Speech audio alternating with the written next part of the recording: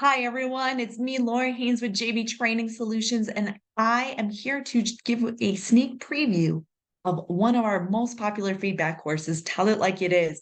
How do we have critical conversations with direct reports? It's not uncommon during this workshop for someone to chat in or say out loud. These are hard conversations. You got it. These are those critical, really challenging, but game-changing conversations we sometimes have to have as leaders. As we look at the full course, we cover when should we even say something? Have we seen enough examples? If it's something really severe, how long should we wait? Sometimes is it, this isn't actually a feedback conversation. I just need to reset my expectations. But we also look at if we know we have to say something, how do we make sure the conversation goes well? The reality is, feedback's a little like spinach on your teeth. No one would want to walk through the day with spinach on their teeth. And sometimes it can actually be harder to point it out than it is to hear it.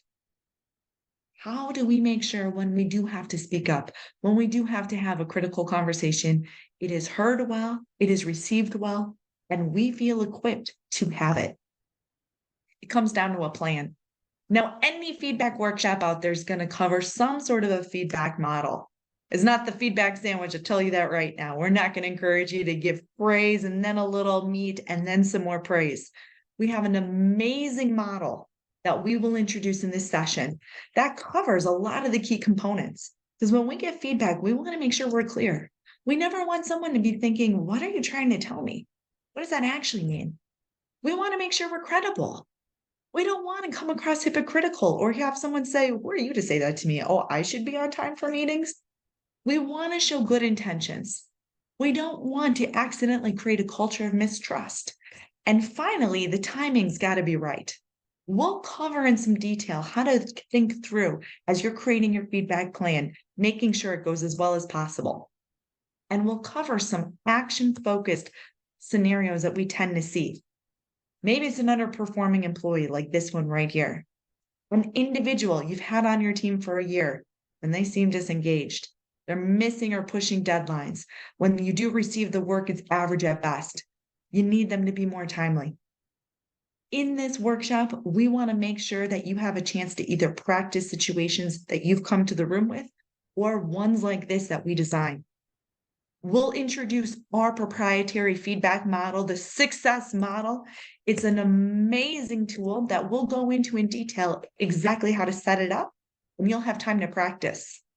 But what I think is really special about this particular course is we don't only talk through the model, but what to do during that conversation. And to me, this is a big game changer. We're going to talk through how important it is to make sure those words are assertive. Is it kind of a problem or is it a problem? Are you a little late or are you 20 minutes late? We're going to talk through what to do in that conversation if someone gets defensive, what those unspoken signals are, how to read that room. And if you do end up in a conversation where someone's defensive, exactly how to walk through that situation with some strategies. If someone says that it didn't happen, they didn't do it, they didn't mean it, or it doesn't matter.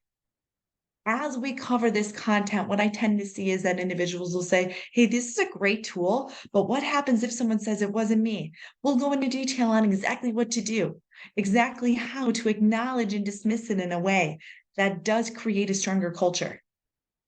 Participants leave this workshop with concrete skills and tips for not only how to have that conversation, but exactly what to do during it if it gets off track. It is action-packed, it is action-focused, and we cover defenses, emotions, and reactions with a lot of hands-on activities. Maybe it's something like this. Your direct report makes decisions without informing you. You downplayed it at first, and you've pointed it out several times, and it keeps happening. What might you do?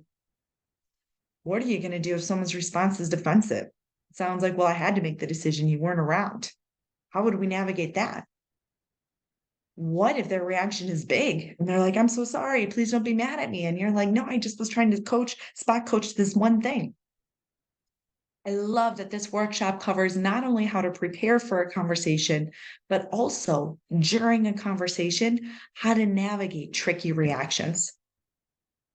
These are hard, difficult conversations. It's important to pick our battles and consider the prep and the actual conversation to make sure these critical conversations go well. In this workshop, we cover when to choose your battles, how to create a plan, how to make sure that it's heard well, how to use the right assertive tone, and how to navigate those big reactions that you might cover. Tell it like it is, critical conversations for direct reports. My name's Lora Haines. We would love to talk to you about bringing this on site to your organization.